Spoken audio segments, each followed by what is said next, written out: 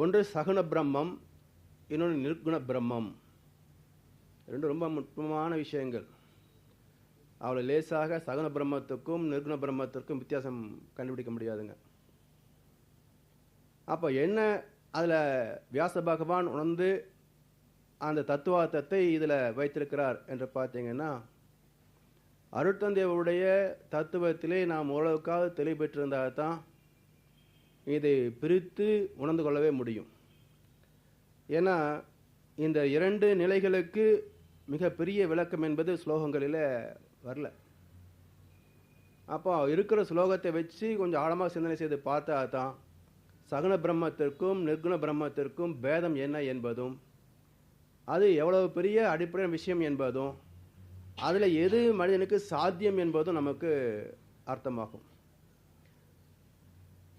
முதல் ஸ்லோகத்தில் அர்ஜுனன் கேட்குறான், யாண்டும் யோகத்தில் உறுதிப்பாடுடன் உமை உபாசிக்கும் பக்தர்கள் ஒன்று, மற்ற நிர்குண பிரம்மத்தை உபாசிப்பவர்கள் ஆகிய இவர்களுள் யோகத்தை நன்கு அறிந்தவர்கள் யார்? இந்த சகுண பிரம்மம் நிர்குண பிரம்மம் என்ற இரண்டு வகையிலே பயிற்சி பண்ணுகின்ற ஞானிகளிலே யார் உயர்வானவர்கள் என்று கேள்வி கேட்கிறான். அதுக்கு பகவான் சொல்றாரு, என்னிடத்து மனதை வைத்து யோகத்தை நினைத்தவராய் பெரும் ஸ்ரத்தையுடையவராய் யார் என உபாசிக்கிறார்களோ அவர்கள் யோகத்தில் மேம்பட்டவர்கள் என்பது என் கருத்து. சகுண பிரம்மம் நிர்குண பிரம்மம்.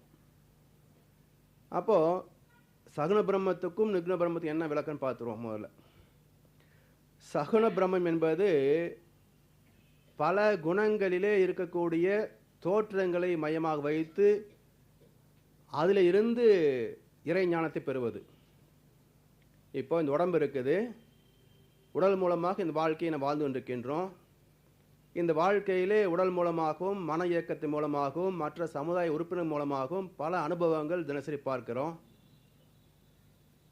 இந்த அனுபவங்கள் எல்லாமே மூலத்தில் என்ன என்று பார்த்தோம்னா, எல்லாம் வல்ல இறைநிலையே ஒவ்வொரு ஜீவனுக்கும் உள்ளாக இருந்து இயங்கிக் கொண்டிருக்கிறது என்பது நமக்கு அறிவுக்கு எட்டுகிறது. அப்போ ஒவ்வொரு அனுபவத்தையும் இறைவனுடைய திரு நடன காட்சிகளாகவே திரு விளையாடல்களாகவே சந்திக்கின்றது. நான் அசைந்தால் அசையும் அகிலம் எல்லாமே, அறிவாய் மனிதா உன் ஆணவம் பெரிதா. அப்போ என்னுடைய இயக்கங்களாகவே அனைத்தையும் பார்க்கின்ற பக்குவம் என்பது சகுண பிரம்மம்.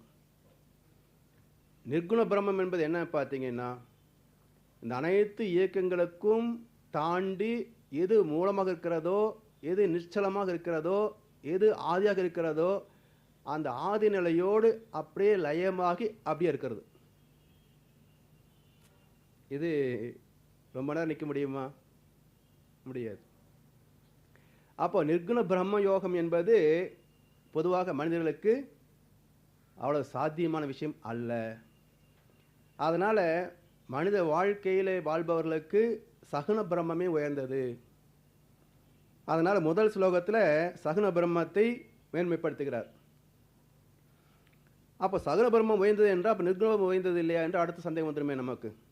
அப்போ அடுத்த கேள்வியில் நிர்குண பிரம்மத்தை உபாசிப்பவர்கள் சிறந்த யோகிகள் ஆக மாட்டார்களா என்ற ஒரு கேள்வி வருது.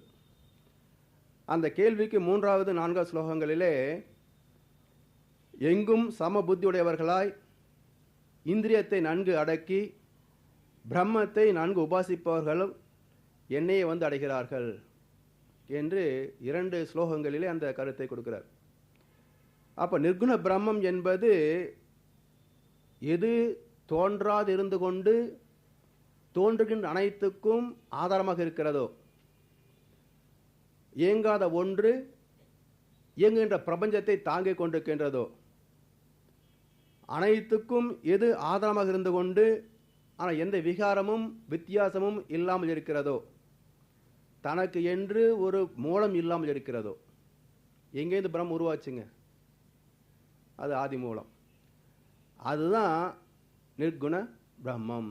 அது நிர்குணம் என்றாலே குணம் அற்றது என்று பொருள். குணங்கள் என்பது என்ன? அனுபவத்தினால் பெறக்கூடிய மனோபாவங்கள் தான் குணங்கள். அப்போ அந்த குணங்கள் எண்ணங்கள் என்ற வகையில் வருகின்ற பொழுது தான் அந்த குணங்களை நம்ம வந்து ஆசை, கோபம், கவலை என்றெல்லாம் பல வார்த்தைகளை சொல்லுகின்றோம். அப்போ சத்குணம் என்றும் நிர்குணம் என்றும் அருகுணம் என்றும் பல வார்த்தைகள் வரும்.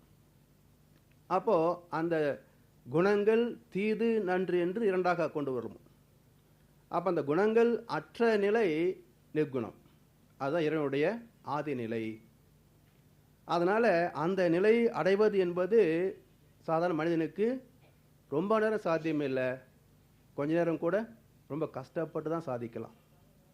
ஆனால் மனிதன் எண்ணமற்ற நிலையில் நிற்பது என்பது மிக மிக சிரமமாக இருக்கிறதுனால அதை பெறக்கூடிய தகுதி என்பது மனிதன் வளர்த்து கொள்ள வேண்டும். அப்படி வளர்க்கின்ற போது அதற்கு உபாயமாக வருவது சகுண பிரம்மம்.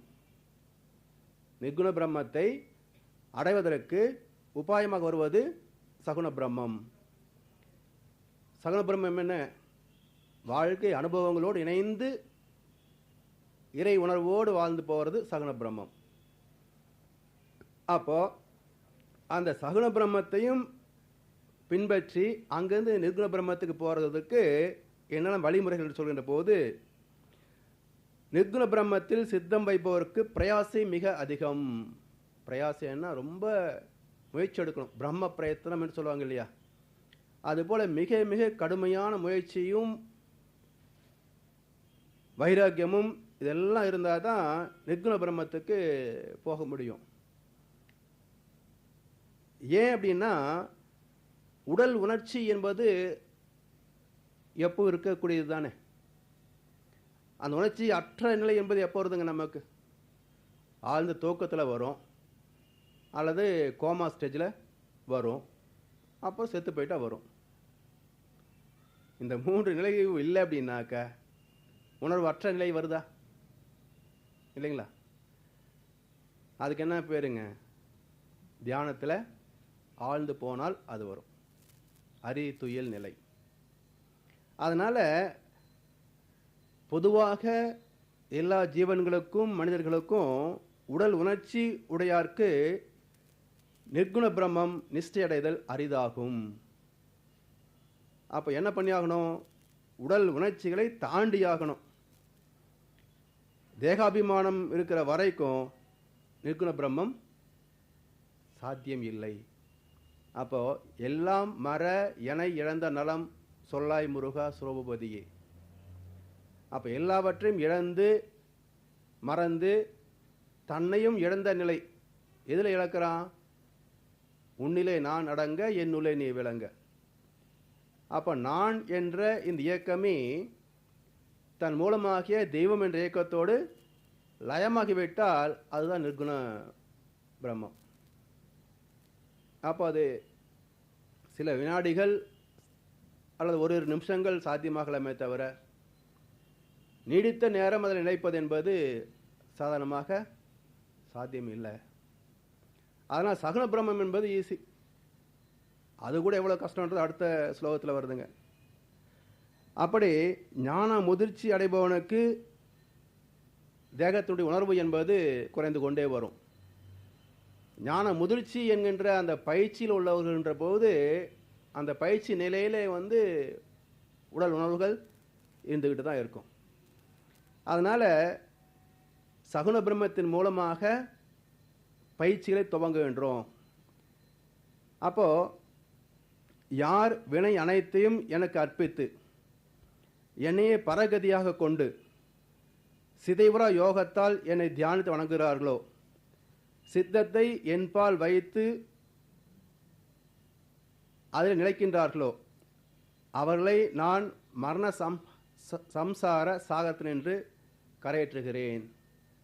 மரண சம்சார சாகரம், சம்சாரமான துக்கம். அப்போ ஜீவன்களுக்கு மரணமே பெரிய துன்பம்.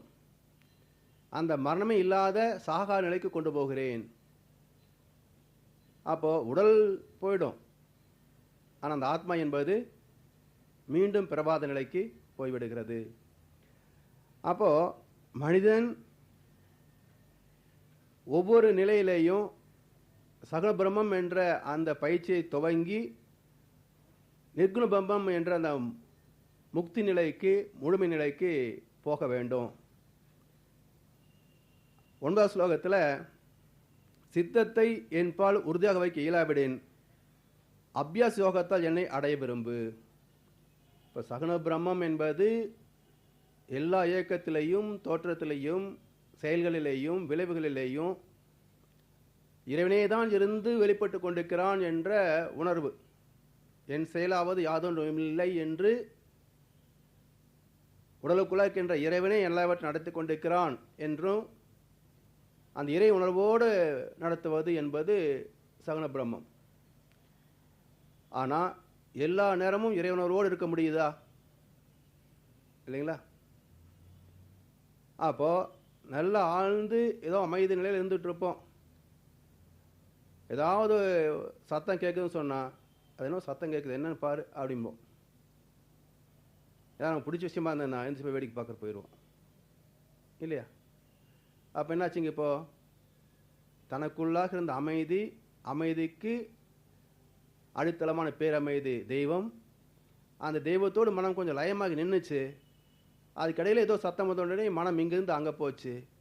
எழுந்துச்சு போயிடணுன்னே அந்த காட்சியிலேயே லயமாகி உட்கார்ந்துருது. அப்புறம் நோக்கம் மறந்து போகும். அப்போது வினை பதிவாம் சுமையை விடுத்து தூய்மை பெறவே நினைவாய் உடல் எடுத்து நிலம் மீது விழுந்த பின்னே என்னை மறந்தேன் எந்தன் வினை மறந்தேன். அதுபோல் மறந்து போயிடும். அது மறக்காமல் இருக்கிறதுக்கு என்ன பண்ணணும்னா, அது இது மாதிரி சகுன பிரம்மத்திற்கு சிரமமாக இருக்குன்னு சொன்னால் அபியாச யோகத்தால் அதை பெற்றுவிடலாம். அப்போ அபியாசம் என்பது பயிற்சி. அப்போ இயல்பாக சில பேருக்கு அமைதி என்பது இருக்கும். இயல்பாக யாருக்கும் கெடுதல் செய்யாதிருக்கக்கூடிய, மற்றவங்களுக்கு ஏதாவது உதவி தேவை என்றால் மனமூந்து செய்யக்கூடிய அந்த மனப்பக்குவம் என்பது சில பேருக்கு இருக்கும். அப்படி இல்லை அப்படின்ற போது அதே பக்குவத்தை நாம் பயிற்சியினால் கொண்டு வந்து விடலாம். சில பேர் அவ்வளோ சீக்கிரமாக கோவப்பட மாட்டாங்க. நமக்கு எடுத்துக்கலாம் சட்டு புட்டுன்னு கோவம் வரும்னு வச்சுங்களேன். இப்போ சினம் தவிர்த்தல் பயிற்சி செய்துட்டு வர்றோம். இப்போது அவர் மாதிரி நம்மால் மாற்றம் பெற முடியுதா இல்லையா? அப்போது பயிற்சியின் மூலமாக தான் ஏற்கனவே இல்லாத ஒரு பக்குவத்தை பயிற்சியின் மூலமாக பெற்றுவிடலாம். அப்போ அந்த பயிற்சி என்பது தான் சம்ஸ்கிருத அபியாசம் என்று சொல்லப்படுகிறது. அப்போது எல்லா பொருட்களிலேயும் இறைவன் இயக்கமாகவே பார்க்கக்கூடிய சகுன பிரம்மத்திலே நிலைத்து நிற்க முடியவில்லை என்றால் நிலைத்து நிற்பதற்கு அபியாசம் செய்ய வேண்டும், பயிற்சி செய்யணும். அப்போது அந்த பயிற்சி என்பது என்ன? புலன்கள் உலகார்ந்த விஷயங்களிலிருந்து மனதை மீட்டு அடிக்கடி பகவானிடத்திலே மனதை வைத்து வைத்து வைத்து வைத்து பழகணும். அதுதான் அபியாசம். அப்போ மீண்டும் மீண்டும் நினைவுபடுத்தி கொள்ளணும். மறந்து போகும். அட இதுக்கெல்லாம் வந்தோம் அப்புறம் மறந்து போச்சேன்னு சொல்லி மறுபடியும் ஞாபகப்படுத்திக்கணும். மறுபடியும் மறந்து போகும். இப்போ தவம் பண்ணுறோம், எங்கேயோ போயிடுவோம், அட தவமில் பண்ணிகிட்டு இருக்கோம் அப்படின்னு ஞாபகம் வரும். மறுபடியும் இங்கே உட்காந்துக்குவோம், மறுபடியும் ஓடிடும். எங்கே போயிட்டுமே தவமில் பண்ணிகிட்டு இருக்கிறோம், மறுபடியும் ஞாபகம் வரும், மறுபடியும் உட்காந்துக்குவோம். இது போல் இது அபியாசம். எதை நாம் பெற வேண்டுமோ அதை பெறுவதற்கு மீண்டும் மீண்டும் அங்கே வரணும். அதுக்கு ராமகிருஷ்ணன் அருமையான ஒரு விளக்கம் சொல்கிறாரு. ஒரு குழந்தை தன் வீட்டில் வளர்க்கும் நாயோடு சேர்த்து நல்ல பழக்கம் வச்சுக்குது. அந்த நாயோடு கொஞ்சது, விளையாடுது, அதோட முத்தம் கொடுக்குது, எல்லாம் பண்ணுது. அதோட அப்படியே ஒருத்தர் பார்க்குறாரு, தம்பி மழையெல்லாம் விலங்குகளோடலாம் முத்தம் கொடுக்குறதெல்லாம் தப்பு, அது கிருமிகளெல்லாம் வந்துடும், உடம்புக்கு ஒட்டிடும், அது வேண்டாம் அப்படின்னு அவர் அட்வைஸ் பண்ணுறாரு. சரி, அப்போது உடம்பு பாதிக்குதுன்றதுனால இனி இது வேண்டாம்னு சொல்லி அதுலேருந்து தவிர்த்து நிற்கிறான். ஆனால் நாய் ஏற்கனவே பழக்கப்பட்டு போச்சு இல்லை, அது முன்னிட்டுருக்கும். அது தள்ளி விட்டால் மறுபடியும் மேலே இருக்குது. அப்போ என்ன பண்ணணும்? ஒரு பெரம்பெடுத்து 4 சாத்தம் வச்சு வரும்போதெல்லாம் அப்புறம் அந்த நாய் அடி வாங்கி பழகிடுச்சுன்னா, இந்த பக்கம் போச்சு, இவங்க மாறிட்டார். இப்போ நம்ம போனோம்னா இன்னும் அடிதான் விழுகும், மொத்தம் கிடைக்காதுன்னு சொல்லி அது பேசாமல் ஒதுங்கிடும். அதுபோல் சகவாச தோஷத்தினால தேவையில்லாத எண்ணங்கள் இந்த நாய் மாதிரி மேலே தொத்திக்கிட்டே இருக்கும். வைராக்கியம் என்ற பெரம்பால் 4 சாத்தினோம்னா இவன் கொஞ்சம் மாதிரி ஆகிட்டான் போட்டிருக்குன்னு சொல்லி எண்ணங்கள் கொஞ்சம் கொஞ்சமாக அப்படி ஒதுங்கி போயிடும் என்று நமக்கு புரியுற மாதிரி எளிமையாக சொல்கிறாரு ராமகிருஷ்ண பரமஹம்சர். 10ஆம் ஸ்லோகத்தில் அப்போ அது கஷ்டமாக இருக்குதே ஞாபகம் வருது. சில சமயங்களில் ரொம்ப இன்ட்ரெஸ்டிங்காக இருக்கிறதுனால அப்படியே போயிடுறோம். ஓம் சாந்தி சாந்தி சொன்னதுக்கப்புறம் ஞாபகம் வருது, தாவம் முடிச்சிட்டாங்கன்னு ஞாபகம் வருது இல்லைங்களா? அப்போ என்ன பண்ணுறாரு, அபியாசத்தில் உனக்கு வல்லமை இல்லை என்றால், பயிற்சி செய்கிறோம் ஆனால் அதில் வைராக்கியம் சரியாக இல்லை, அப்பப்போ மறுபடியும் எங்கெங்கேயோ போயிடுறோம் அப்படின்னா, அபியாசத்தில் உனக்கு வல்லமை இல்லை என்றால் என் பொருட்டு கர்மம் செய்வதை குறிக்கோளாக கொள். எனக்காக கர்மம் செய்வதாலும் நீ சித்தி அடைவாய். அப்போ செய்கின்ற செயல் எல்லாமே இறைவனுக்காகவே செய்கிறேன் என்கின்ற உணர்வோடு செய்வது. அப்போது சாப்பிட்றோம் அப்படின்னாக்க உடலுக்காக சாப்பிட்றோம், ருசிக்காக சாப்பிட்றோன்னு இல்லாமல் உடலுக்குள்ளாக ஆன்மா இருக்குது, அது உயிராக இருக்குது, கான் தலைகளாக இருக்குது, மனமாக இருக்குது. சாப்பிடலைன்னு சொன்னால் புலங்களெல்லாம் வேலை செய்யாது, ஒவ்வொன்றும் அப்படி இப்படியே செயலற்று போய்விடும், கண் பஞ்சடைஞ்சிரும், காது கேட்காது. அப்போ சாப்பாடு சாப்பிட்டாதான் கண் ஒழுங்காக பார்வைக்க முடியும், காது ஒழுங்காக கேட்க முடியும், இந்த உடம்பு ஒழுங்காக இருக்க முடியும். அப்போ உடம்பை வளர்க்கும் உபாயம் அறிந்தே உடம்பை வளர்த்தேன் உயிர் வளர்த்தேன் என்பார் திருமந்திரத்தில் திருமூலர். அப்போது அந்த உடலுக்குள்ளாகவே தேகாலயத்தில் தெய்வத்தை காண்கின்றவன், அண்டத்தில் கடவுளாய் அழைக்கப்படுபவன், பிண்டத்தில் உயிர் என பேசப்படுகின்றான். கண்டத்து மேலே கருவில் நிலைத்தவன் அண்டத்தும் பிண்டத்தும் அவனையே காண்கின்றான். அப்போது இந்த உடம்பே தெய்வத்தினுடைய இயக்கமாகவும் இந்த உடலுக்குள்ளாக தெய்வமே இருந்து இயக்குகின்ற அந்த நுட்பத்தையும் உணர்ந்து மதித்து அடிக்கடி அதை உணர்வோடு செய்து பழகுவது தெய்வத்தை செய்கின்ற உபாசனைகள். அப்போது அபியாசத்தில் வழுக்கி விடுகிறோம் என்றால் செய்கின்ற கர்மங்களை இறைவனுடைய அனுகிரகமாக எடுத்துக்கொண்டு செய்யலாம். அதுவும் கஷ்டமாக இருக்குதா, அடுத்து என்ன பண்ணலாம், இதை செய்வதற்கும் இயலாது எனின், அதுவும் மறந்து போகுது, உடம்பு தான் நான் நினச்சிக்கிறோம், உடம்புக்குள்ளே இறைவன் இருக்கான்ற ஞாபகம் அவ்வளோ சீக்கிரம் வரமாட்டேங்குது. அப்படின்ற போது என்னிடம் அடைக்கலம் புகுதலில் பொருந்தவேனாய், என்ன செஞ்சால் பரவாயில்ல, அது என்னிடத்துக்கு அர்ப்பணித்து விடு, பூர்ணமாக ஒப்பு கொடுத்து விடு, தன்னடக்கம் பயின்று கர்மபலம் முழுவதும் எனக்கு அர்ப்பணம் செய். அப்போது நான் செய்கிறேன் அப்படின்றத கொஞ்சம் வேகம் ஜாஸ்தியாக வந்துடும். இப்போ கொஞ்சம் அடக்கமாக எல்லாரும் தான் செஞ்சுட்டு இருக்கோம், நான் மட்டுமா செய்கிறோம், யார் இந்த பூமியில் எதை செய்யாமல் இருக்கிறாங்க? அப்போ நம்மை விட பல பேர் உலகத்தில் நல்லா தான் இருக்கிறாங்க, நல்லா செஞ்சுட்டு இருக்கிறாங்க, நாமும் நம்மளால் முடிஞ்சு செய்கிறோம். அப்போது அந்த அடக்கம் கொஞ்சம் ஓரளவுக்கு வந்துடும். அப்போது அந்த ஆர்ப்பாட்டத்தில் இருந்து கொஞ்சம் அடக்க நிலைக்கு மனம் வந்து விடுகிறது. அந்த அடக்கத்தின் மூலமாக முதல்ல துவங்கு அப்படின்றாங்க. அப்படி இந்த மனதை படிப்படியாக பக்குவப்படுத்தணும். அதுக்கு உற்ற உபாயமாக ராமகிருஷ்ணர் இன்னொரு அருமையான கதையை சொல்கிறார். ஒரு பருந்து ஒரு மீன் கொத்திக்கிட்டு பறக்குதுங்க. அதை பார்த்தோன்னே இன்னும் சில பருந்துகளும் காக்காய் எல்லாம் அது பின்னாடியே போய் அதை தொந்தரவு பண்ணுது. அதுவும் வேகமாக பறந்து பார்க்குது, இதுவும் பின்னாடி சேஸ் பண்ணிக்கிட்டே போகுது. பார்த்துச்சு ஒரு கட்டத்தில் அது மீனை விட்டுருச்சு. என்னாகும், மீன் கீழே விழுகுது. அது விழுகிற போது இன்னொரு பருந்து அதை கேட்ச் பிடிச்சிக்கிச்சு. உடனே என்ன பண்ணுச்சு, மற்ற பருந்து காக்காயெல்லாம் இதை தொடர்த்த ஆரம்பிச்சிச்சு. இது வரைக்கும் அவசரப்பட்டு இருந்ததை தப்பிக்கிறதுக்கு அது இப்போ என்ன பண்ணுச்சு, பேசாமல் வந்து மரத்தில் உட்காந்து ரெஸ்ட் எடுக்க ஆரம்பிச்சு. அது வேடிக்கை பார்த்துட்டு இருக்குது. இதை பார்க்குற ஒரு மகான், பருந்துவே நீ எனக்கு குரு, ஏன்னா நீ எப்படி பிரச்சனை தப்பிச்ச, எது பிரச்சனைக்கு காரணமானதோ அதை விட்டுட்ட, அந்த பிரச்சனை கேட்ச் பண்ணவும் அவன் பிரச்சனை மாட்டிக்கிட்டான், நீ இப்போ சாவகாசம் உட்காந்து வேடிக்கை பார்த்துட்டு இருக்கிற. இது மாதிரி எது என்னை தொந்தரவு செய்து கொண்டிருக்கிறதோ இந்த உலக விவகாரங்களை நான் கீழே போட்டுட்டேன்னா எனக்கு நிம்மதி. அப்போ இந்த உயர்ந்த தத்துவத்தை நீ எனக்கு போதனை செஞ்சையே, மிக்க நன்றி என்று சொல்லி அந்த மகான் வந்து பருந்துவை குருவாக எடுத்துக்கிட்டாராம்.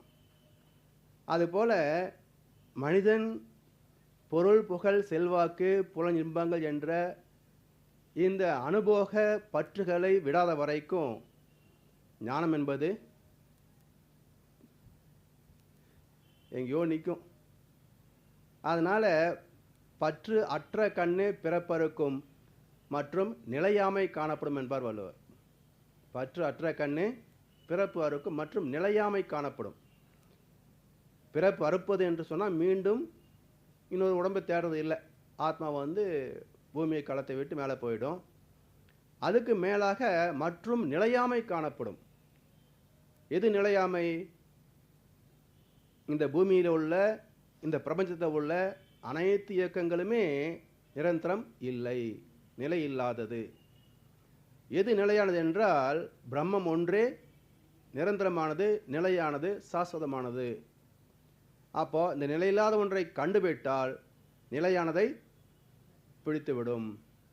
அப்போ பற்றுக பற்று அற்றான் பற்றினை, அப்பற்றை பற்றுக இப்பற்றை விடுவதற்கு. அப்போ லௌகிக வாழ்க்கை பற்றுகளை விடுவதற்கு இறைவனை பற்றி கொள்ள வேண்டும் என்று வள்ளுவர் பெருந்தகை சொல்லியிருக்கிறார். அப்படி மனிதன் வந்து ஞானத்தை பெறுவதற்கு, நிர்குண பிரம்ம ஞானத்தை பெறுவதற்கு சகுன பிரம்மத்திலே மேன்மையடைய வேண்டும், பக்குவமடைய வேண்டும். அந்த சகுன பிரம்மத்திலே பக்குவமடைவதற்கும் அபியாசம் செய்ய வேண்டும். அதுவும் முடியாத போது இறைவனுடைய நிலைகளே இயக்கங்கள் இருக்கு என்று கர்மத்தை அர்ப்பணிக்க வேண்டும். அதுவும் முடியவில்லை என்றால் மற்றவர்களோடு ஒப்பிட்டு பார்த்து தன் அடக்கம் பெற்று அந்த தன் அடக்கத்தில் இருந்து படிப்படியாக மேலே போகணும். அப்படி வருகின்ற போது பக்தனுக்கு லட்சணம் என்பதை 13வது 14வது 2 ஸ்லோகங்களிலே விளக்குகிறார். அன்பு கருணை என்பது அன்பும் கருணை உடையவனாய், அகங்காரம் மமகாரம், அகங்காரம் என்பது தான் என்கின்ற ஈகோ, மமகாரம் என்பது தனது என்கின்ற பொருள் பற்று. இவை இரண்டும் அற்று இன்ப துன்பங்களை சமமாக கருதி பொறுமையோடு சந்தோஷமாய் தன் அடக்கத்தோடு திட சிந்தனையோடு மனதை இறைவனிடத்திலே நிலை நிறுத்துகின்ற பக்தன் எனக்கு பிரியமானவன். இவ்வளோ வந்ததுக்கப்புறம் எப்படி இருக்கும்? இது எல்லாத்துலையும் கொஞ்சம் கொஞ்சம் இருந்தாலே நல்லா இருக்குது இல்லைங்களா? இது எல்லாவற்றையும் முழுமையாக பெற்றுவிட்டால் அதுவே நமக்கு பெரிய இன்பமாக தெரியுது. அப்போ பக்தியின் துவக்கமே இதுன்றாங்க. அப்போ நாம் பண்ணுற பக்தி என்ன கணக்கில் சேர்த்துறது? அதனால் பட்டினத்தால் சொல்லுவார், கையொன்று செய்ய, செவ்வொன்று கேட்க, மெய்யொன்று சார, புலன் ஒன்று விரும்ப, செய்யும் யான் செய்யும் பூசனையை எவ்வாறு கொள்வாய் வினைத்திருத்தவனே என்று சொல்லி ஒரு அர்த்தத்தில் ஒரு கவி வருவாங்க. அதனால் நாம் செய்யக்கூடிய பூஜைகள், பக்தன் சொல்லிக்கிற நம்முடைய வேஷங்கள் எல்லாம் பார்த்தீங்கன்னா எங்கேயாவது கொஞ்சம் பொருந்துதான்னு பார்க்கும். அதனால் உண்மையான பக்திக்கும் மக்கள் நினைச்சுக்க பக்திக்கும் இன்னும் அடிச்சுவடையே தொடலை. அப்படி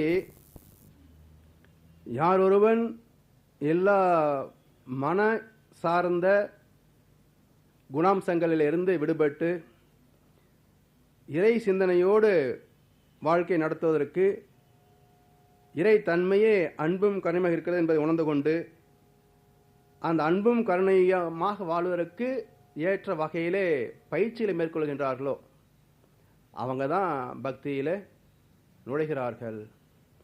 அப்போ அந்த பக்தியில் நுழைந்து ஞானத்துக்கு போகணும். அப்படி மகிழ்தலும் வெறுத்தலும் துன்புறுத்தலும் துன்பப்படுவதும் நன்மை தீமைகளை துறந்த பக்தனை எனக்கு பிரியமானவன்.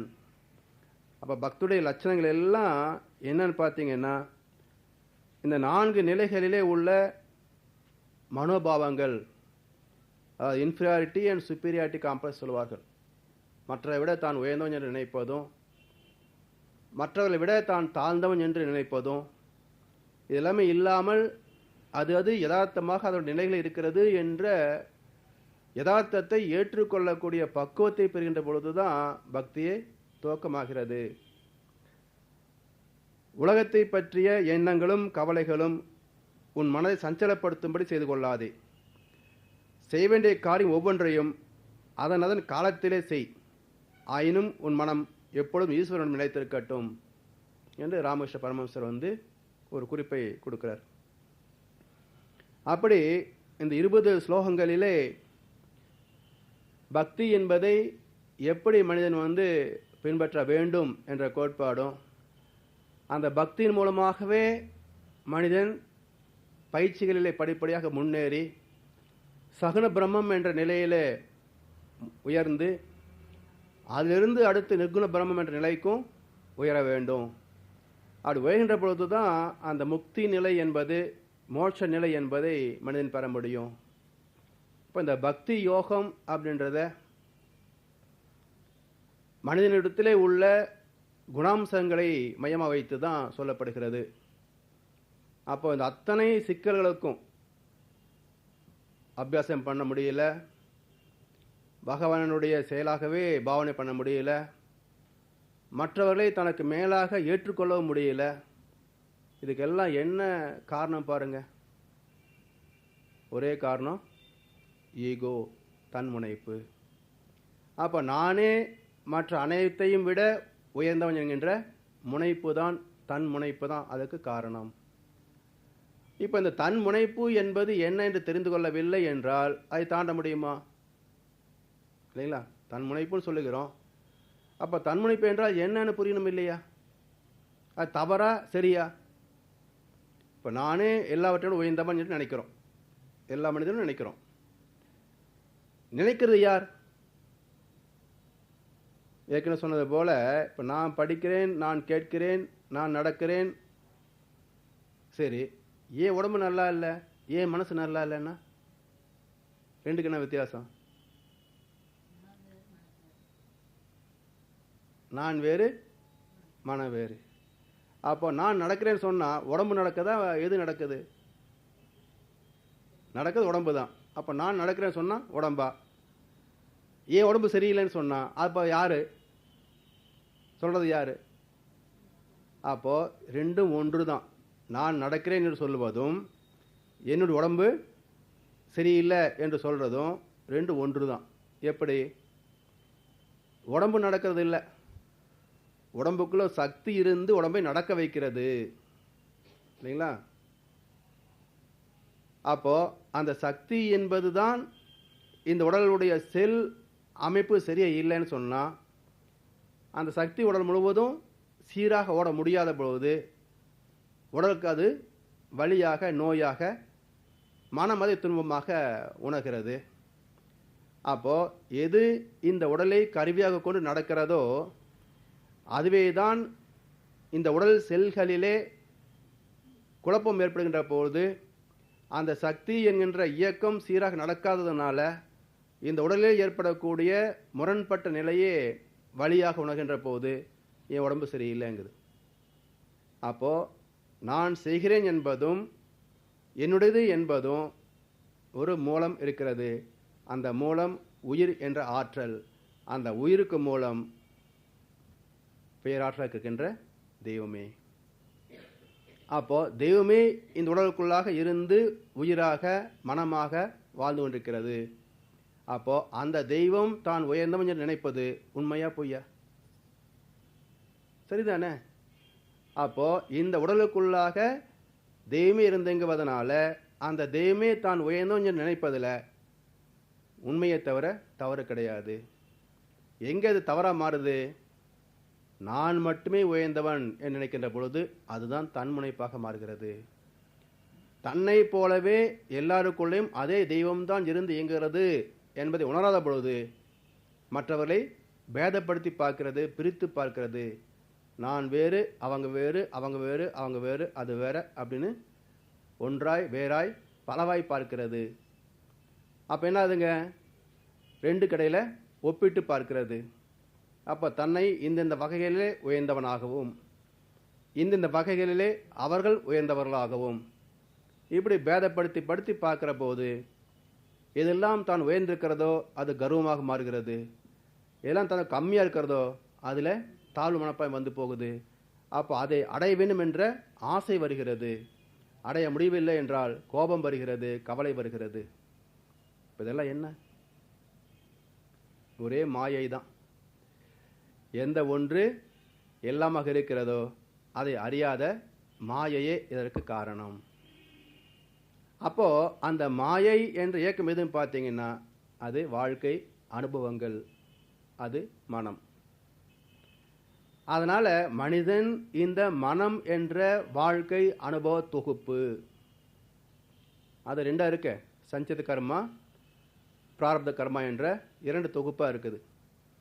அப்போ பல தலைமுறைகளிலே பெற்ற அனைத்து தொகுப்புகளும் சஞ்சித கர்மா என்ற ஒன்று. இந்த உடல் 3 வயதிலிருந்து சுயமாக பெற்ற அனுபவங்கள் எல்லாம் பிராரப்த கர்மா 2. இந்த இரண்டு தொகுப்புகளும் சேர்ந்த ஒரு இயக்கம்தான் ஆன்மா. அதிலிருந்து வரக்கூடிய அணைகளே எண்ணம், மனம். அதனால இந்த மனதினுடைய வாழ்க்கை அனுபவ தொகுப்புகள் தான் எண்ணம் சொல் செயலாக மாறிக்கிட்டு இருக்கு. அதனால இந்த எண்ணங்களே 6 குணங்களாக வருவதனால இந்த 6 குணங்களும் அதோடு சேர்ந்து இன்னும் கொஞ்சம் பெருக்கிக் கொள்ளுதுங்க. பொறாமை, வெறுப்பு, தற்பெருமை, அதிகார போதை, இப்படி 10 தலைகளாக தீயவற்றை பெறுகின்ற போது 10 தலை ராவணனாக மாறிவிடுகிறது. அப்போ இந்த 10 தலை ராவணனை ஜெயிக்கணும்னு சொன்னா என்ன பண்ணணும்? எத்தனை அம்புகள் போட்டாலும் ஒவ்வொரு தலை விழுகுது, மறுபடியும் புழைச்சிக்குது. ராமன் அடிச்சு சோர்ந்து போறான். விபீஷணன் சொல்றான், ராமா நீ எத்தனை அம்புகள் போட்டாலும் அவன் சாக மாட்டான், அதுக்கு ஒரு சூட்சுமம் சொல்றேன் கேள் அப்படின்னா அந்த சூட்சுமத்தைப்படி அடிச்சான், ஒரே அம்புல செத்து போயிட்டான். என்ன அர்த்தம் வருதுங்க? இப்போ ஒரு மரம் இருக்குது, அதுல நிறைய இலைகள் இருக்கும் இல்லையா? ஒருத்தர் சொல்றாரு, இந்த மரத்தோட இலையெல்லாம் பிடுங்கிரு அப்படிங்கிறாரு. சரி, இவர் மேலே ஏறுறாரு, ஒரு சாயந்தரம் ராத்திரி வரைக்கும் உட்காந்து பிடுங்குறாரு. அப்புறம் ராத்திரியான கீழே இறங்கி மறுபடியும் காலையில் போய் பிடுங்குறாரு. ஒரு 4 நாள் ஆச்சு, ஒரு பக்கம் பிடுங்கியாச்சு, அடுத்த பக்கம் வந்து பிடுங்குறாரு. 10 நாள் ஆச்சு, எல்லாம் பிடுங்காச்சு சாமின்னு கீழே இறங்கினாரு. எங்கே பிடுங்கிட்டு பாருங்க, தழுத்து விட்டுச்சு பாரு, எல்லாம் மீன் எல்லாம் தலைகளாக இருக்குது. சரி, மறுபடியும் மேலே பிடுங்கினா எத்தனை நாள் பிடுங்கிட்டே இருக்கிறது? ஒருத்தர் பார்த்தா, ஏன்னா தினம் பண்ணிட்டு இருக்கிறேன், ஏற பிடுங்குற என்ன பண்ணிட்டு இருக்கிறேன்? இல்லை, எல்லாரையும் மொத்தம் பிடுங்க சொன்னாங்க, நானும் பிடுங்கிட்டு இருக்கேன், வளர்ந்துக்கிட்டு இருக்குதுன்னாரு. சரி, கொஞ்சம் கீழே இறங்கி வான்னு சொல்லி கொஞ்சம் குழி தோண்டினா அந்த ஆணி வரை மட்டும் கட் பண்ணி விட்டான். இப்போ என்னாச்சுங்க, அத்தனை இலைகளும் தானாகவே உதிர்ந்து போகுது, மேற்கொண்டு இலையும் வளராது. அப்போ மரத்தின் வேரை அறுத்து விட்டால் இலைகள் உதிர்ந்து போகும், மனதின் வேரை அறுத்து விட்டால் எண்ணங்கள் அற்றுப்போகும். அப்போ மனதின் வேரை எப்படி அறுக்கிறது? மனதுக்கு எது வேர்? உயிரின் படற்கை நிலையே மனம். அப்போ உயிரில் இருந்து தான் மன இயக்கமே வர முடியும். அப்போ மனதிலே தான் எண்ணங்கள் வந்துட்டு இருக்குது. அப்போ எண்ணத்தை அறுக்க வேண்டும் என்றால் உயிரை உணர்ந்தால் போதும். அப்போ உயிர் உணர்வு என்று பெறுகின்ற போது எண்ணங்கள் அற்று போய்விடுகிறது. அதனால ஒரு மனிதன் எண்ணத்தை சீர்படுத்த வேண்டும் என்றால், எண்ணம் அற்ற நிலைக்கு போகணும் என்று சொன்னால் அவன் உயிரை அறிய வேண்டும், உயிரிலே லயமாக நிலைத்து நின்று வாழ்க்கையை நடத்த வேண்டும். அப்போ இந்த நிலையிலே தான் அது சாத்தியமாகும். அப்போ என்ன ஆகுது? இந்த 6 தீய குணங்களை 6 நல்ல குணங்களாக மாற்றணும். 6 குண சீர் அமைப்பு. 6 நல்ல குணங்களை மாற்றிய பிறகு இந்த 6ஐயும் தாண்டி நிர்குணமாக போகணும். அப்போ 6 குணங்களை 6 நல்ல குணங்களாக மாற்றி அந்த 6 நல்ல குணங்களையும் நிர்குணமாக மாற்றினால் அப்போ குணம் அற்ற நிலைக்கு போய்விடுகின்றான். அப்போ இந்த 6 குணங்களையும் சீர் அமைக்கிறதுக்கு பயிற்சி வேணுமே. அப்போ அபியாசத்தால் மாற்றம் பெற முடியவில்லை என்றால் சொன்னாங்க. அப்போ எது அபியாசம்? அதை மாற்றுவதற்கு பயிற்சி தான் அபியாசம். அப்போ மனிதன உள்ள எண்ணத்தை குறைப்பதற்கு, எண்ண வராமல் நிலை செய்வதற்கு ஏற்ற பயிற்சி எது என்றால் தியானம். அப்போ தியானத்துக்கு எது துணை செய்யும் என்றால் அதுதான் தற்சோதனை, தன்னைத்தானே சோதித்து பார்க்கக்கூடிய அகத்தாய்வு பயிற்சிகள். அப்போ தவமும் தற்சோதனையும் இரண்டையும் இணைத்து கொண்டால்தான் மனிதன் இந்த 6 குணங்களிலிருந்து மேலே வர முடியும். அப்போ இந்த முக்கியமான 6 தீய குணங்கள், பேராசை, சினம், கடும்பற்று, முறையற்ற பால் கவர்ச்சி, உயர்வுத்தாழ் மனப்பான்மை, வஞ்சம் என்ற இந்த 6 குணங்களையும் மனிதன் சீர் அமைக்கின்ற போது நிறைமனமாக பொறுமை, சகிப்புத்தன்மை, கற்பு நெறி, சமநோக்கு, மன்னிப்பு, ஈகை, இது போன்ற குணங்களை மாற்றிக்கொள்கின்ற போது இது எல்லாமே தனக்கும் மற்றவருக்கும் நன்மை செய்யத்தக்க வகையில் அமையும். இந்த 6 நல்ல குணங்களுக்கும் அடிப்படை என்ன பார்த்தீங்கன்னா அன்பும் கருணையாக இருப்பது தான். ஆசை, கோபம், களவு கொள்பவன் பேச தெரிந்த மிருகம். அன்பு, நன்றி, கருணை கொண்டவன் மனித வடிவில் தெய்வம். அப்போ மனித வடிவில் உள்ள தெய்வத்திற்கு அன்பு, கருணை, நன்றி. ஏன் அப்படின்னா தெய்வத்திற்கு அன்பு, கருணை மட்டுமே. அப்போ இதை விஞ்ஞானத்தை சொல்கின்ற போது attractive force and repulsive force 2 சொல்லுவாங்க. இறைநிலை என்பது ஈர்ப்பு ஆற்றலாக உள்ளது ஒன்று. அந்த இறைநிலையை பிரகிருதி என்று சொல்லக்கூடிய பிரபஞ்சத்துக்கு வருகின்ற போது, விண் இயக்கத்துக்கு வருகின்ற போது ரிப்பல்சிவ் ஃபோர்ஸ், விளக்கும் சக்தி வரும்.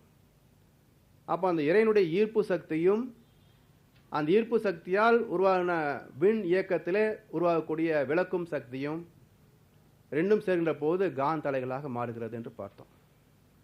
அந்த காந்தலைகளை ஈர்த்து இருப்பாக்குவதும் இருப்பாக்கியதை மீண்டும் மறைத்து எண்ணங்களாக காட்டுவதும் காந்தத்தினுடைய விளைவுகளே. அப்போ என்ன ஆகுதுங்க, அந்த அன்பு, கருணை என்பது ஈர்ப்பாற்றலாகவும் விளக்கும் ஆற்றலாகவும் இருக்கின்ற பிரபஞ்ச அலைகளே. அப்போ இறைநிலை என்பது ஈர்ப்பாற்றலாகவும் விளக்கும் ஆற்றலாகவும் அன்பாகவும் கருணையாக இருக்கின்றது. அப்போ அந்த அன்பு, கருணை என்ற நிலைகள் இறைவனுடைய அடிப்படை குணாம்சங்கள் பிரபஞ்ச களத்தில். அதே ஜீவன்கள் மனிதர்கள் வருகின்ற போது மனித வாழ்க்கைக்கு உடல் ரீதியாகவும் மன ரீதியாகவும் வாழ்க்கை வளங்கள், மனித உறவுகள் தேவையாக இருக்குது. அது எல்லாவற்றையும் இங்கிருந்து தான் எடுத்துக்கொள்கின்றோம். அப்போ ஒவ்வொரு மனிதனும் தான் எடுத்துக்கொண்டதற்கு பிரதிபலனாக தன்னால் முடிந்ததை செய்து கொடுக்கணும். அப்போ தான் பெற்ற நன்மைக்கு பதில் உபகாரம் செய்ய வேண்டும் என்கின்ற போது அந்த உணர்வுக்கு நன்றி என்று பேர். அதனால் நன்றி உணர்வு என்பது இல்லைன்னு சொன்னால் மனிதனுக்கு எந்த சிறப்பும் கிடையாது. அதனால்தான் நன்றி இல்லை அப்படின்னாக்கா மனித வாழ்க்கையில் எந்த மேன்மைகளும் அவனுக்கு வருவது இல்லை என்ற கருத்தை வள்ளுவ பெருந்தகை நன்றி உடைமை என்ற அதிகாரத்தில் விளக்கிறார். அப்போ அந்த நன்றி என்ற உணர்வு தான் இறை உணர்வுக்கே அடிப்படை. ஏன் மனித இறைவனை தேட ஆரம்பித்தான்? நீங்கள் ஆதி காலத்திலிருந்து சரித்திரத்தை புரட்டி பார்த்தோம் அப்படின்னாக்கா நன்றி என்ற உணர்வு எங்கே தோன்றியதோ அப்போதான் கடவுள் வழிபாடு என்பதே உருவானுச்சுங்க. ஆதி மனிதன் அவனுக்கு என்ன தேவை இருக்குங்க? அங்கங்கே கிடைக்கிறது சாப்பிடுவான், அப்படியே சுற்றிக்கிட்டே இருப்பாங்க. அப்போ நாடோடியாக இருக்கக்கூடிய வாழ்க்கை முறை தான் ஆதிகால மனிதனுடைய வாழ்க்கை முறை. எல்லா இடத்துலையுமா காய்கறி, பழங்கள் எல்லாம் கிடைக்கும், சில இடத்துல ஒன்றுமே கிடைக்காது. அப்போது தொடர்ந்து 2 நாள் 3 நாள் 1 வாரம் 10 நாள் சாப்பாடே இல்லைன்னு வச்சுக்கிங்களேன், ஒரே பொட்டல் கடை இருக்குது, அப்படியே நடந்து போய்கிட்டே இருக்கிறாங்க கால் போன போக்கில். அப்போ என்ன ஆகும்? உடம்பு சோர்ந்து போய் மயக்கம் வந்து விழுந்து செத்தே போயிடுவான். அப்போது அந்த ஆதி மனிதனுக்கு இவன் செத்து போயிட்டான்னு கூட தெரியாது. என்ன தெரியுதுங்க, நம்ம கூட வந்துட்டு இருந்தான், விழுந்துட்டான், என்ன உசுப்புனாலும் ஒன்றும் பேச மாட்டேங்கிறான், எந்திரிக்க மாட்டேங்கிறான், இன்னும் ஆகிப்போச்சுன்னு தான் தெரியும். செத்து போச்சுன்றது பின்னாடி வந்த வார்த்தை தான். அப்போது ஏன் இப்படி ஆகிப்போச்சுன்றது அப்புறம் யோசிக்கிறான். பல நாட்கள் தொடர்ந்து சாப்பிடலன்னு சொன்னால் இது மாதிரி ஆகி போயிடும் அப்படின்ற அனுபவம் கிடைக்குது அவனுக்கு. அப்போ அந்த ஆதி மனிதனுக்கு தொடர்ந்து உணவு இல்லை என்றால் தன்னுடைய வாழ்க்கை நடத்த முடியாது என்கின்ற அனுபவ அறிவு கிடைக்கிற போது இப்போ யோசிக்கிறான், எது இல்லை என்றால் நம்ம செத்து போயிடுவோம், சாப்பாடு இல்லைன்னா செத்து போயிடுவோம். அது எங்கேருந்து கிடைக்குது? மரங்கள் தான் பழங்களை கொடுக்குது. அப்போ தான் உயிர் வாழ்வதற்கு எது ஆதாரமாக இருக்கிறதோ அதை மதிக்க வேண்டும், அதை போற்ற வேண்டும், அதை வணங்க வேண்டும், அதை வழிபட வேண்டும் என்கிற போது அதுதான் இறை உணர்வாக வருகிறது. அப்போ இறை உணர்வுக்கே அடிப்படை நன்றி உணர்வு. நன்றி உணர்வு வரவில்லை என்றால் இறை உணர்வு மனசுக்கு வந்தே இருக்காது. அதனால் அந்த நன்றி உணர்வினுடைய தேடலே அடுத்து பல கட்டங்களிலே ஆராய்ந்து ஆராய்ந்து மரம் தான் எல்லாம் கொடுக்குதுன்னு கண்டா ஒரு கட்டத்தில். ஆனால் மரம் எதை தாங்குது? அது பழங்களை தாங்குது. மரத்தை யார் தாங்குறா? மண்ணு தாங்கிட்டு இருக்குது. அப்போது மரத்தை விட மண்ணு தானே தாங்கிட்டு இருக்கு, இதுதானே பெருசு. அப்போ அந்த மண்ணை வளைவிடுகின்றான். மண்ணு மட்டும் தாங்கினா போதுமா? தண்ணி இல்லைன்னா முளைக்கதாது, இல்லை வளரதான் முடியுமா? அப்போ அடுத்து தெரியுது தண்ணி இல்லைன்னா வளராதுன்னு. அப்போது வர்ண பகவான் நீரை வணங்குகின்றான். அப்போ இதெல்லாம் சரி, சூரியன் இல்லைன்னா வெளிச்சம் வருதா, பகல் வருதா? இல்லைங்களா? அப்போ சூரியனை கடவுளாக வழிபடுகின்றான். இப்படியே ஒவ்வொரு தேவதைகளாக உருவாக்கிக்கிறான். அப்படி இயற்கையிலே பஞ்சபூதங்களை வணங்க தொடங்கி, பஞ்சபூதங்களுக்கு அடிப்படையாக உள்ள சக்தி என்கின்ற விண்ணை வணங்க தொடங்கி, சக்திக்கு மூலமாகிய சிவத்தை வணங்குகின்றான். அதுதான் இறை வழிபாட்டு முறைகளே. அதனால் அந்த நன்றி உணர்வு என்பது இல்லை என்றால் மனிதனுக்கு இறை ஞானம் வந்திருக்காது, இறை தேடலும் இருந்திருக்காது. அதனால் அந்த அன்பு கருணை என்கின்ற இறை உணர்வின் குணாம்சங்களை மனிதன் நன்றி என்கின்ற உணர்வு மூலமாகத்தான் தேடி அதை உணர்ந்து கொண்டான். அப்போது அந்த நிலைக்கு மனம் விரிவடைந்தால் தானே எல்லோரும் சமமாக பார்க்க முடியும், இல்லைங்களா? அதனால் எந்த ஒரு மனிதனிடத்திலே அன்பு இல்லையோ, கருணை இல்லையோ, அவனிடத்தில் தெய்வத்தன்மை இருக்காது. அதனால் தான் நபிகள் நாயகம் சொல்லுவார், யாரிடத்திலே அன்பும் கருணையும் இல்லையோ அவனிடத்திலே அல்லாஹ் குடியிருப்பது இல்லை. ஏனென்றால் அல்லாஹ் அளவில்லாத அன்புடையவன், எல்லை இல்லாத கருணையுடையவன் என்று சொல்லுவார். அதே கோட்பாடு ஈஸ்வரன் சொல்லுவார், லவ் இஸ் காட், அன்பே கடவுள். உங்கள் பிதா பூர்ண சத்குணராய் இருப்பது போல நீங்களும் பூர்ண சத்குணராய் இருக்க கடவீர்கள். எல்லோரும் இருந்தும் அன்பு செலுத்துங்கள். அப்போ தன் மீது எப்படி அன்பு இருக்கிறதோ அதே போல் பிற உயிர்கள் மீதும் அன்பு செலுத்துவது தான் பிதாவுக்கு செலுத்துகின்ற நன்றி. அதே தான் அன்பு வேறு சிவம் வேறு என்பர் அறிவியலர். வார்த்தையில் கொஞ்சம் வளர்த்துந்தான். அன்பு வேறு சிவம் வேறு என்பவர் அறிவு கட்டவங்க. அன்பே சிவமாய் ஆனதை அறிகிலர். அன்பே சிவமாய் ஆனதை அறிந்தபின் அன்பே சிவமாய் அமர்ந்திருந்தாரே. அதனால் அந்த அன்பு கருணை என்பதை, தெய்வத்தன்மை என்பதை மனிதன் உணர வேண்டும். அப்படி உணர்கின்ற போது அறிந்தது சிவம், மறந்தது அன்பு. அன்பு மலர்ச்சி பெற்றுவிட்டால் என்ன வரும்? எல்லோரும் இன்புற்றிருக்க நினைப்பதுவே அல்லாமல் வேறொன்றும் அறியன் பராபரமே, அதுதான் வரும். அப்போ இந்த ஒரு விரிவு வந்து விட்டால் இப்போ எனக்கு மட்டும் வேணுன்ற எண்ணம் அங்கே வர முடியுமா? இல்லைங்களா? அப்போது ஒரு குடும்பத்தில் ஒரு மனிதன் தன் மீது வைத்திருக்கின்ற அன்பு என்பதும், தன் மனைவி மக்கள் மீது வைத்திருக்கின்ற அன்பு என்பதும், தன் தாய் தந்தை சகோதரிகள் நண்பர்கள் உறவினர்கள் மீது வைத்திருக்கின்ற அன்பு என்பதும் அன்பு அல்ல. ஏன் அன்பு இல்லை?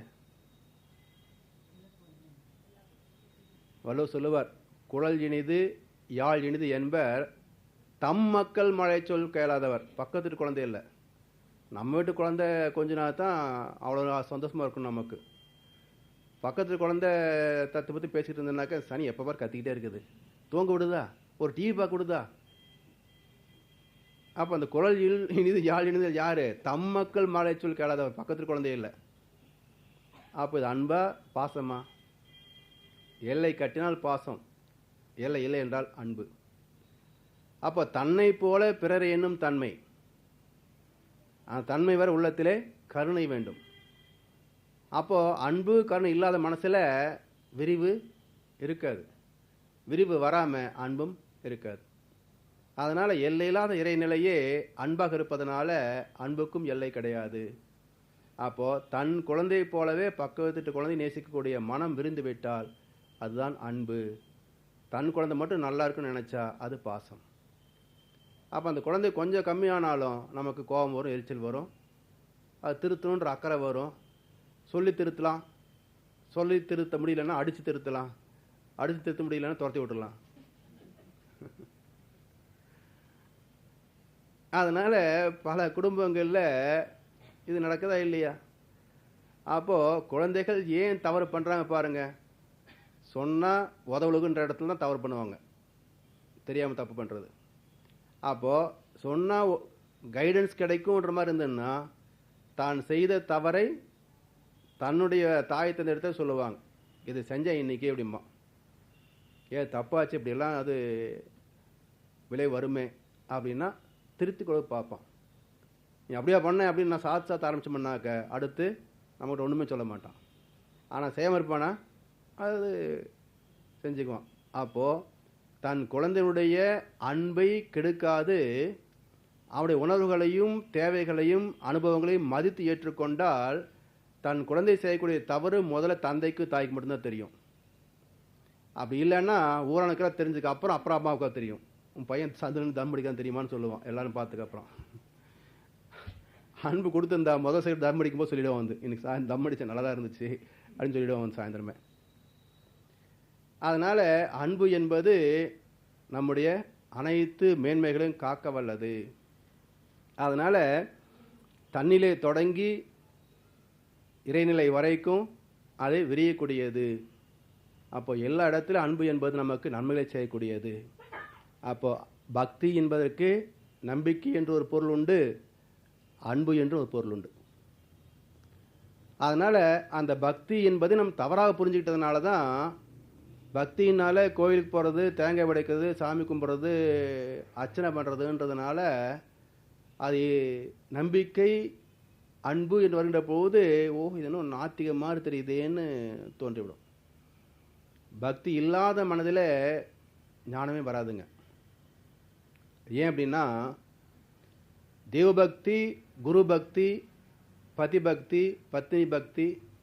பதிபக்தி பெருசாக பேசிட்டாங்க, யாராவது பத்னி பக்தி சொன்னாங்களா? சொன்னோம் ஆம்பளை, ஆனால் சொல்ல மாட்டான். அதனால் பத்னி மீது பக்தி வைக்கணும், அப்போ தான் குடும்ப வாழ்க்கை நல்லாயிருக்கும். அதனால் எந்த ஒன்றினால் நாம் நன்மை பெறுகின்றோமோ அதன் மீது அன்பு செலுத்துவது பக்தி என்று பேர். அப்போ தெய்வத்தின் மீது செலுத்துகின்ற பக்திக்கு நம்பிக்கை, பதியின் மீது பத்னி மீது செலுத்துகின்ற அன்புக்கு பக்திக்கு அன்பு என்று பேர். அப்படி அந்த பக்தி என்பதை இரண்டு நிலைகளிலையும் பார்க்கணும். அப்போது நம்பிக்கை வைத்து வாழ்க்கை தொடங்குகின்றோம். அப்போது தெய்வத்தின் மீது உள்ள நம்பிக்கை தான் அனைத்துக்கும் ஆழமான அற்புதமான பக்தி. ஏன்னா மற்ற அனைத்துமே தெய்வ நம்பிக்கையில் அடங்கிவிடும். இங்கே சாதாரணமாக இந்த நம்பிக்கை என்பதை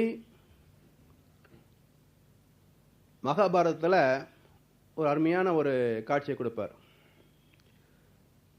குருச்சேத்திர யுத்தம் பண்ணலாமா வேண்டாமா என்ற ஒரு டிஸ்கஷன் நடந்ததாக ஏற்கனவே பார்த்துருக்குறோம்.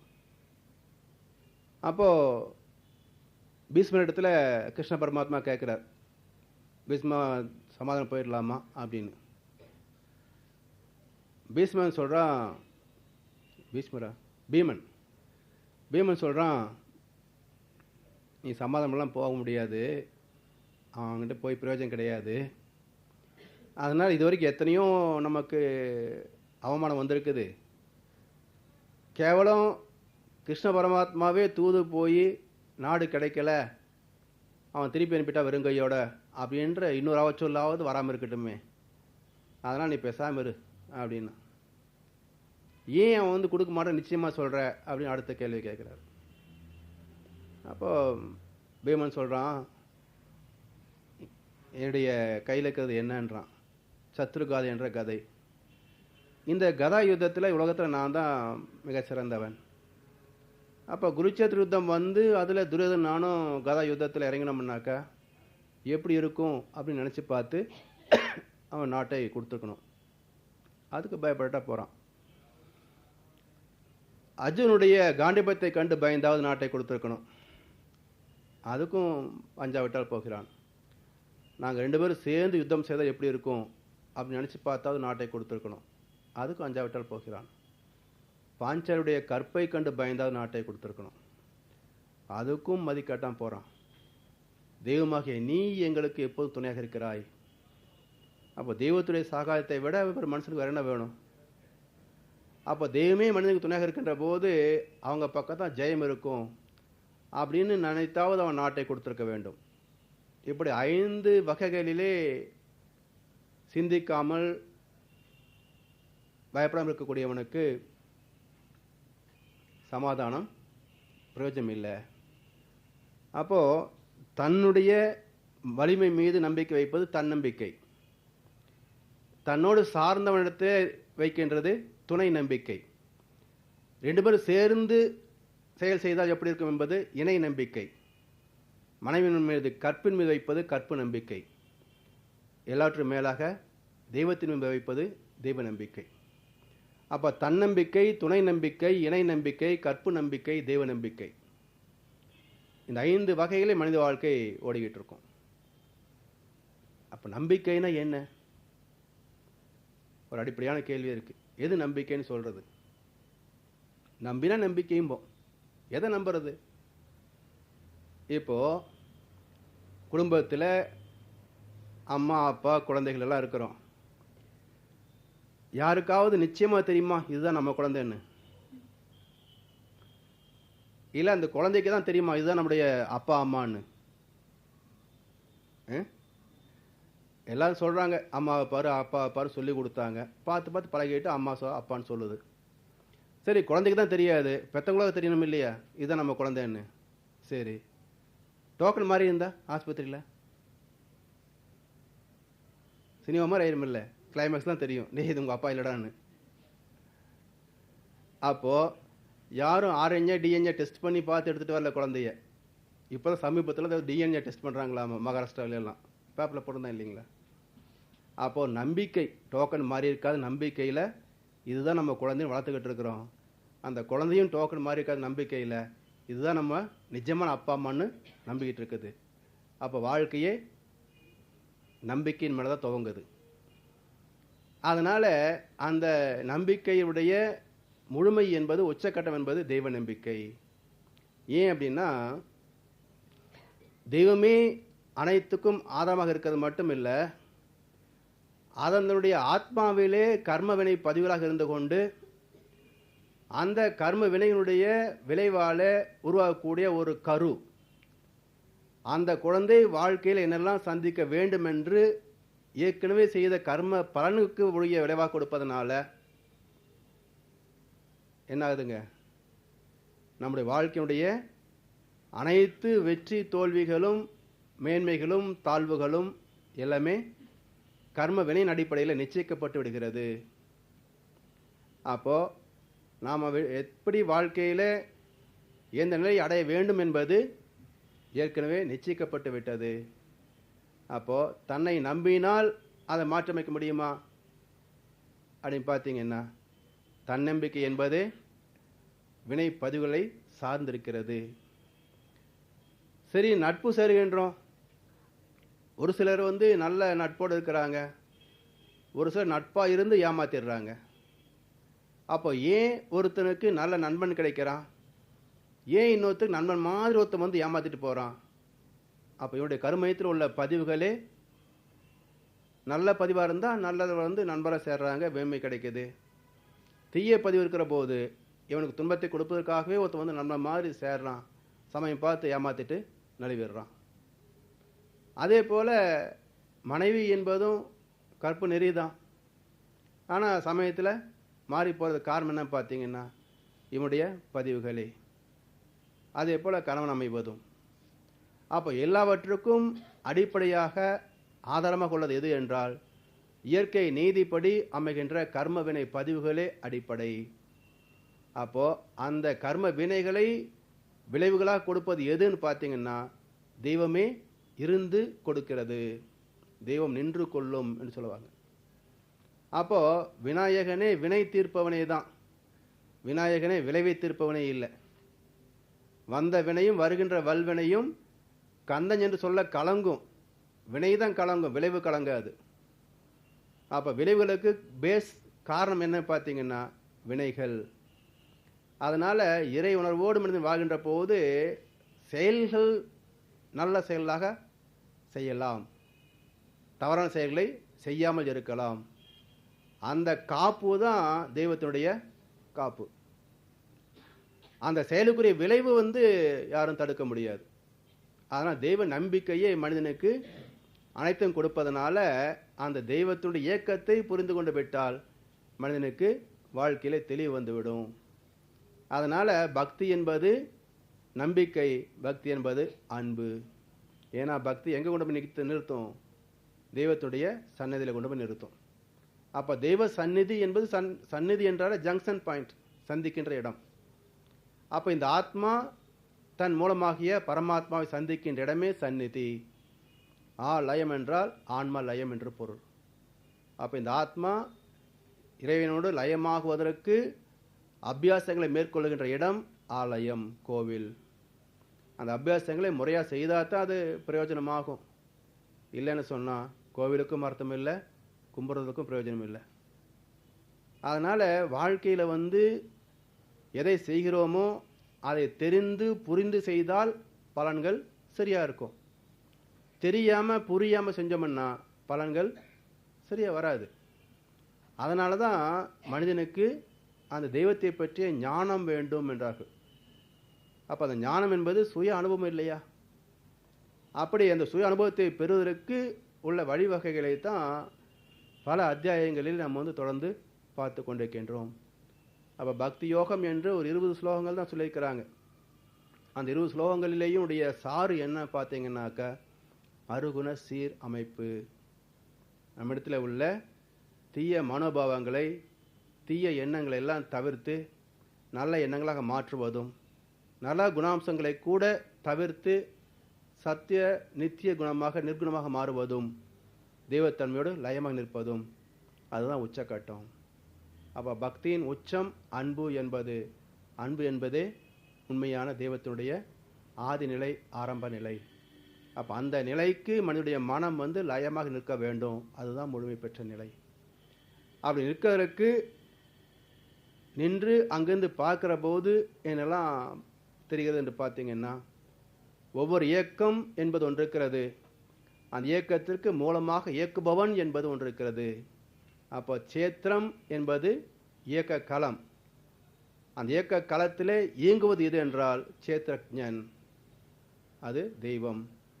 அப்போ சேத்திரஜ விபாக யோகம் என்பது அடுத்த 13வது அத்தியாயம். இதை நாளைக்கு நம்ம சிந்திக்க இருக்கின்றோம். வாழ்க வளமுடன். வாழ்க வளமுடன். வாழ்க வளமுடன்.